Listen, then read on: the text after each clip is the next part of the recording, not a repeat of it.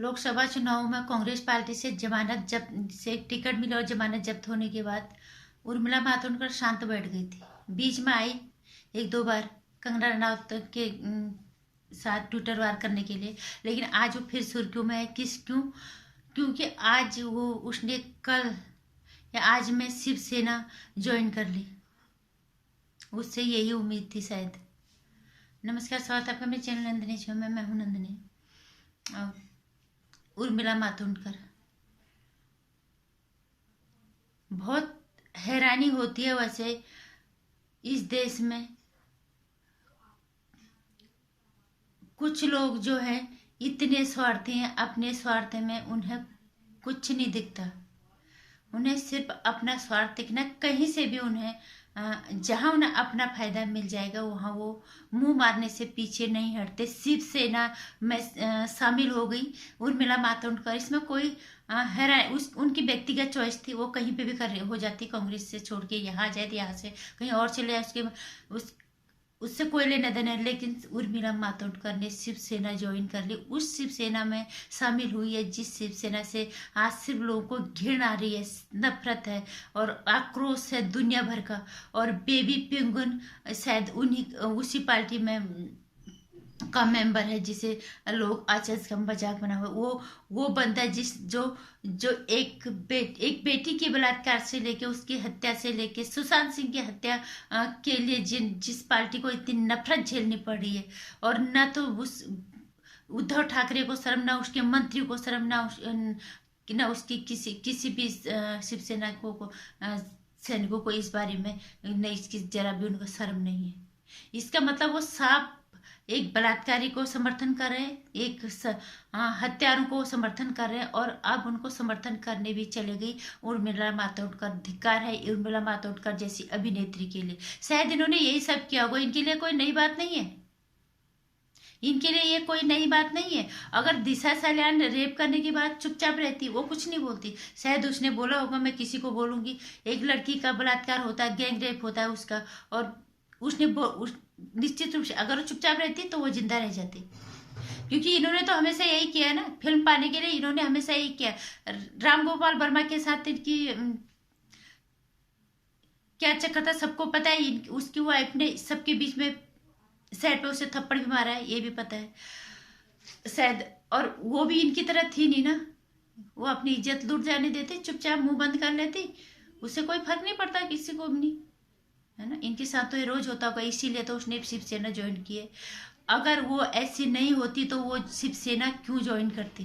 शिवसेना में शामिल होने का क्या मतलब था, जिसपे सीधे सीधे बलात्कारी को संरक्षण देने से लेके हत्यारों को संरक्षण देने तक का आरोप है। जो शिवसेना पूरे देश में घृणा की पात्र बन गई है। सारे लोग घृणा, नफरत, आक्रोश इतना लोगों के अंदर है। लोगों का बस चले वो सीधे उद्धव ठाकरे के उन मंत्री को और उद्धव ठाकरे को घसीट के चौराहे पे ले आए।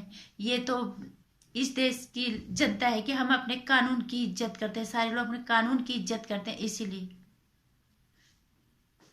धिक्कार है। शर्म आनी चाहिए उर्मिला मातोंडकर जैसी महिला को, जो एक बलात्कारी और हत्यारी के आरोप को झेल रही है। जो पार्टी जिसने इतना कुछ कर दिया कंगना रनावत के साथ, अर्णव गोस्वामी के साथ, हर उस बंदे के साथ जिन्होंने अन्याय और गलत के खिलाफ आवाज उठाई, और उस पार्टी में जाके उर्मिला मातोंडकर जैसी घटिया औरत शामिल हो गई। और उसने होना भी था, क्योंकि वो तो उसी लाइन से गुजरी हुई है ना। उसने तो फिल्में इसी तरह से पाई हुई है। अगर दिशा सल्यान भी चुप हो जाती तो न उसकी हत्या होती, न सुशांत सिंह राजपूत की हत्या होती। क्योंकि ये उर्मिला मातोंडकर यहाँ की कई अभिनेत्रियां तो इसी जरिए फिल्मों में आई, इसी जरिए इन्होंने सफलता पाई है। क्यों नहीं राम गोपाल वर्मा के अलावा और किसी कैंप के अंदर इसने काम किया?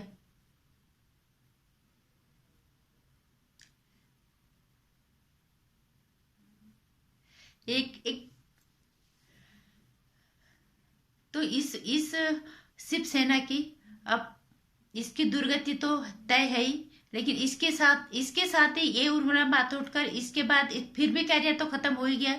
उसके बाद कांग्रेस में आई, सिट्टी बिट्टी गुल हुई, बहुत अच्छे से जमानत जब्त हुई। उसके बाद अब शिवसेना में आई। अब शिवसेना की तो दुर्गति होगी और इसका तो फिर पता भी नहीं चलेगा ये दुनिया में कभी अभिनेत्री के तौर पे भी थी, क्योंकि लोग इससे नफरत करेंगे, घिन करेंगे। एक उस पार्टी में जाके शामिल हुई जहाँ जिन पे एक बलात्कारी का और हत्या का और कई आरोप जो पार्टी झेल रही है, उसके बावजूद भी उन्हें न्याय दिलाने के बाद उनका संघर्ष कर रही है।